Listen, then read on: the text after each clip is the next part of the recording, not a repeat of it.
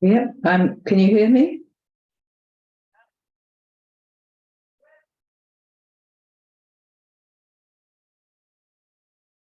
Yes, Kate, we can hear you and you can start.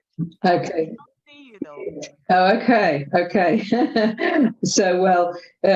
Greetings from the Campaign for Nuclear Disarmament in Britain. I'm sorry I can't be with you in person, but it's very good to hear online your discussions and debates.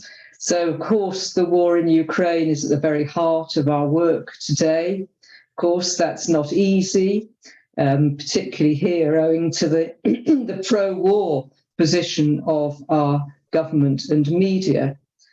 We wholeheartedly condemn the illegal Russian invasion of Ukraine. It's been a disaster for the people of that country. And Russia's nuclear threats risk the very future of our planet. We also condemn the expansion of NATO, that since the 1990s has hugely expanded the nuclear armed alliance.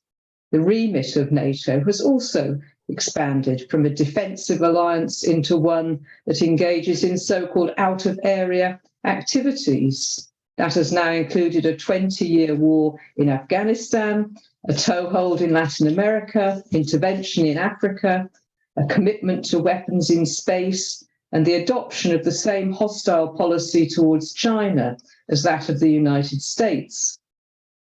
In my own country, the UK government has shown itself to be the US's most loyal ally, duplicating its position on Russia and China and participating in the AUKUS Pact.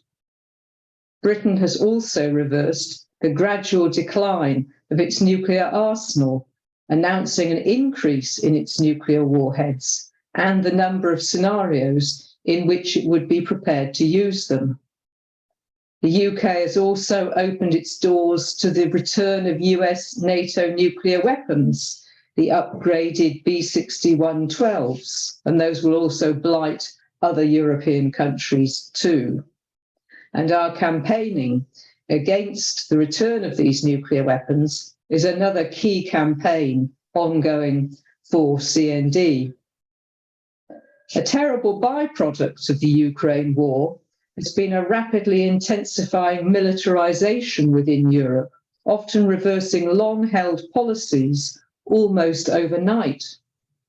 This increases the risks of the war escalating, and it also takes money away from public goods like healthcare and social support and puts it into weapons of war and the pockets of the arms manufacturers.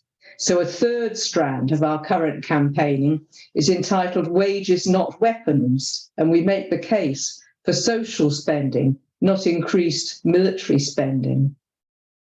The scale of the arms trade, the extent of wars and killing, the brutalization of communities and destruction of infrastructure, the contamination and contribution of military emissions to global warming, all these lie within the framework of what we collectively must address.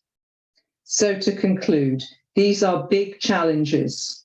As a movement, we must coordinate together across borders in solidarity to mobilize wider sections of society for a culture of peace, to make the case for the survival of humanity, and to show clearly that there are alternative ways of running society that do not involve killing, exploitation, and destruction.